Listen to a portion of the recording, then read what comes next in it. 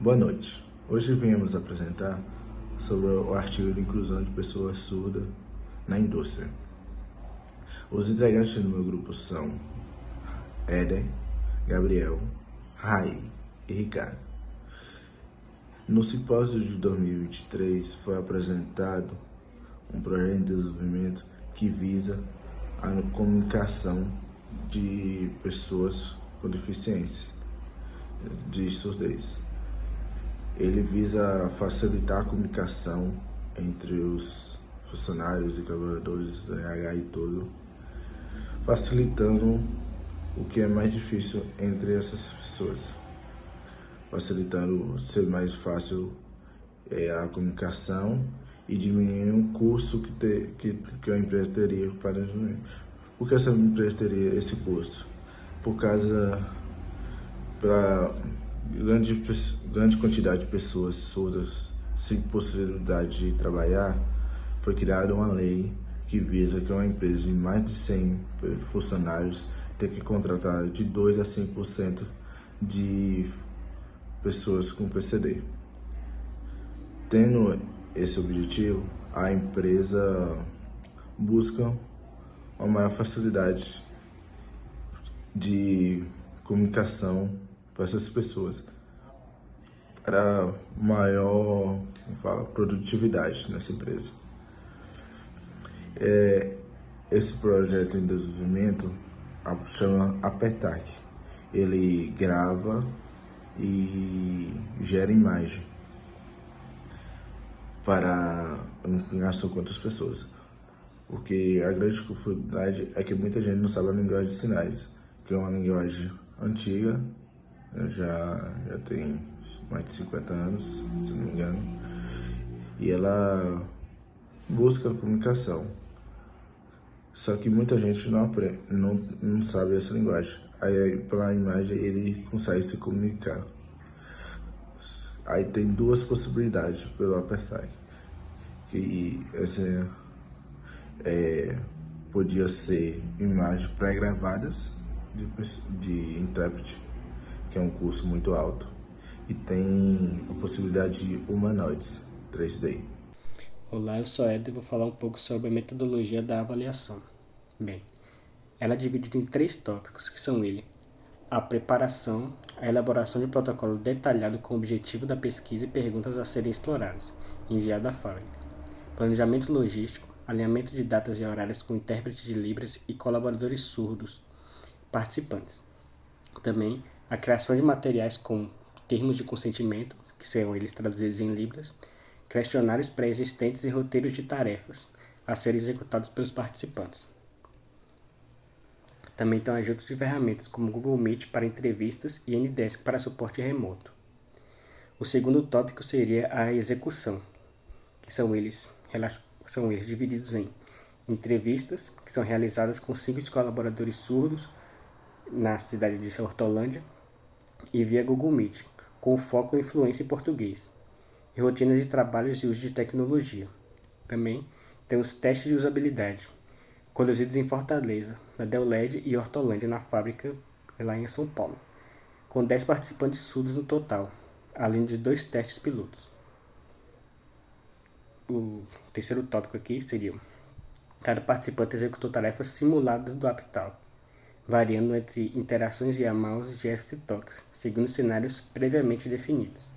Também houve o uso de ferramentas com gravações de tela, câmeras para capturas e reações e monitores clone, que ajudaram no registro das interações, intérpretes e avaliações, e acompanharam e interviram sempre que necessário. O terceiro e último tópico seria a síntese dos resultados, que são eles: perfis dos usuários foram analisados e representados em duas personas, destacando as diferentes aberturas para novas tecnologias. Seria o segundo tópico aqui. Dados foram usados para identificar dificuldades de navegação, avaliar a compreensão dos usuários e mapear pontos do design. O SUS, seria um System Usability Scale, foi aplicado após os testes para medir a usabilidade do sistema, combinando resultados qualitativos e quantitativos. Também tem os ajustes nos testes pilotos, que resultaram em melhorias, como mudança nas posições dos participantes e no momento das intervenções do intérprete e dos avaliadores. Olá, professor. Boa noite, tudo bem? Hoje eu vou falar um pouquinho sobre o teste de usabilidade desse nosso artigo. Como que se deu esse teste de usabilidade. Antes de tudo, antes de ser aplicado o teste de usabilidade do próprio sistema, foram definidos, nesse caso, foram realizados, né, alguns questionários com esses participantes dessa análise. Nesses questionários, eles sondaram em relação à intimidade com tecnologias, em relação a também a intimidade com a língua portuguesa. E antes de cada ação dentro desse sistema, eles também criaram um cenário. O que é o cenário? Explicaram como é que funciona, como é que seria aquela ação, né? Como é que ele poderia fazer, como é que não poderia. Teve a participação de intérpretes de Libras para passar algumas informações para esses participantes da pesquisa. E eles fizeram 5 tipos de ações dentro do sistema. Incluíram, né, elas inclusão de um dependente no plano de benefícios. Eles também solicitaram férias, também pediram para o sistema retornar instruções por e-mail para eles mesmos. Também fizeram as sugestões de consulta para sugerir um novo cenário e para consultar o glossário também de palavras. E após a aplicação desse teste, também foi realizado a aplicação de um questionário, o questionário SUS da escala de usabilidade, onde os participantes dessa pesquisa avaliaram o desempenho do sistema, né, do site, que foi a versão web, e teve um resultado que eu digo assim que seria meio a meio, que a metade das pessoas avaliaram bem, a metade que tinha mais facilidade com as tecnologias e tal, elas tiveram mais facilidade, a outra metade teve um pouco de dificuldade. O cálculo da escala do SUS ela foi calculada a partir de 10 participantes, de 10 afirmações. Eles utilizaram uma escala Likert de 5 pontos, que avaliaram de insatisfeito até muito satisfeito. E a pontuação final foi multiplicada por 2,5 para obter a nota total do teste. Em relação aos resultados da análise da usabilidade, foi identificado que os usuários tiveram não todos os usuários, mas boa parte dos usuários, eles tiveram muita dificuldade em se familiarizar com o aplicativo, com a aplicação. Muitas das vezes pode ter sido por conta da aplicação ter sido nova, porque até então a única consulta que eles tinham realmente utilizado no website seria a consulta de pedir instruções por e-mail. Eles nunca tinham utilizado mesmo aquela plataforma para fazer solicitações, para fazer outras ações, a não ser a ação de solicitar instruções por e-mail. Muitos tiveram uma dependência de intérpretes de Libras para explicar algumas coisas sobre o sistema. Outra questão também que foi de grande importância e de valia também para conseguir avaliar melhor esses participantes foi a criação das personas. O que são as personas? As personas são os tipos de usuário. Eles categorizaram cada participante numa persona, que cada persona tinha uma dificuldade específica ou com a língua portuguesa ou com as tecnologias, que ajudaram a categorizar cada participante. As pessoas criadas foram a do Júlio Freitas, que por característica a persona do Júlio tem a vontade de aprender mais, usa computador no trabalho e tem dificuldade com sinais de avatar. Também teve a persona da Amanda Borges, que tem pouco conhecimento de português, dificuldade com textos longos e prefere a ajuda de intérprete. Os nossos 10 participantes, inicialmente foram 10 participantes, foram categorizados cada um dentro dessas personas. Inicialmente o teste foi realizado com 10 pessoas, mas depois os autores acharam melhor diminuir para 8 pessoas para conseguirem ter um resultado mais assertivo em relação à análise. Dentro desses participantes, desses 8 participantes que foram realmente até o final no teste, 4 se encaixaram como Júlio e 4 também se encaixaram como a Amanda. Eles categorizaram cada participante para ter uma facilidade melhor de entender os dados que aquela pesquisa tinha retornado para eles.